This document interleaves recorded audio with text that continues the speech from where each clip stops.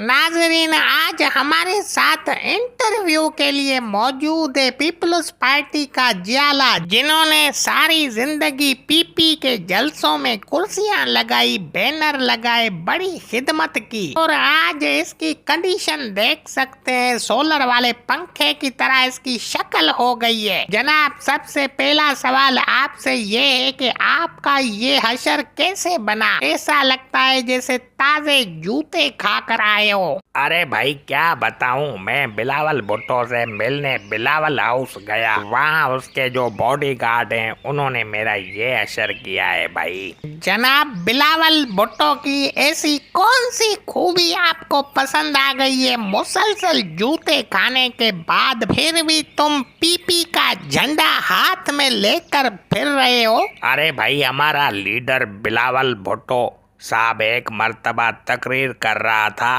कि बारिश आता है, पानी आता है, जब ज्यादा बारिश आता है तो ज्यादा पानी आता है। ये तकरीर सुनने के बाद मैं बिलावल साहब का परस्तार हो गया और पीपल्स पार्टी में शमूलियत कर ली मैंने। जनाब, आपसे दूसरा सवाल ये है कि पीपल्स पार्टी ने तुमको क्या दिया है आज तक? अरे भाई, हर 4-5 साल के बाद इलेक्शन में पीपल्स पार्टी हमें 3000 रुपए एक वोट के देती है और एक प्लेट बिरयानी की भी हमें खिलाती है। हमने पीपी का नमक खाया है, मरता मर जाऊंगा मगर पीपी का साथ नहीं छोड़ूंगा।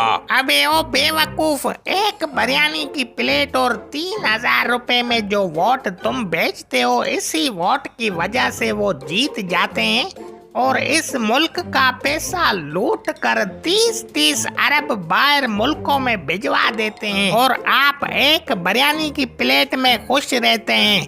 कम अक्लो, कब अकल आएगी आप लोगों को? अरे भाई, चाहे आप कुछ भी कहो, हमारा लीडर जिंदाबाद। कल भी भुट्टो जिंदा था, आज भी भुट्टो जिंदा है। एक जरदारी सब पे भारी। अबे ओ फार्मी मुर्गी की शक्ल वाले, आप जरदारी साहब का फोटो साथ लेकर क्यों घूम रहे हो? अरे भाई, जरदारी साहब हमारा तो वाहिद लीडर है जो बाहर मुल्कों में रहने वालों का भी एहसास करता है। अपना सारा पैसा यूरोप भेज दिया है इसने ताकि वहाँ के लोग भी खुशहाल हो सकें। लीडर हो तो जरदारी जैसा साहब।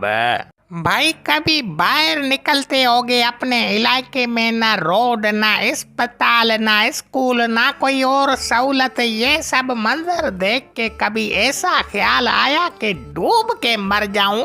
अरे नहीं भाई, हमारे लीडर तो पूरे 5 साल हमारे साथ कुत्तों वाला हशर करते हैं। जब वोट करीब आते हैं तो बड़े स्पीकर पे जब ये गाना चलाते हैं, बजा तीर बजा, ये सुनकर हमारे अंदर एक अजीब सा जज्बा आ जाता है और अपने सारे वोट हम पीपी को देकर वापस आ जाते हैं। जनाब, आपके लीडर का हाजमा इतना टाइट है, पूरा मुल्क खा गया, डकार भी नहीं दिया। मैंने सुना था एक मर्तबा जरदारी साहब मिस्र गए, वहाँ पे उसने फिरौन को देखा तो लोगों से कहने लगे, मैं इसका हम शक्ल आ गया हूँ, मेरे साथ भी कोई सेल्फी बनाओ।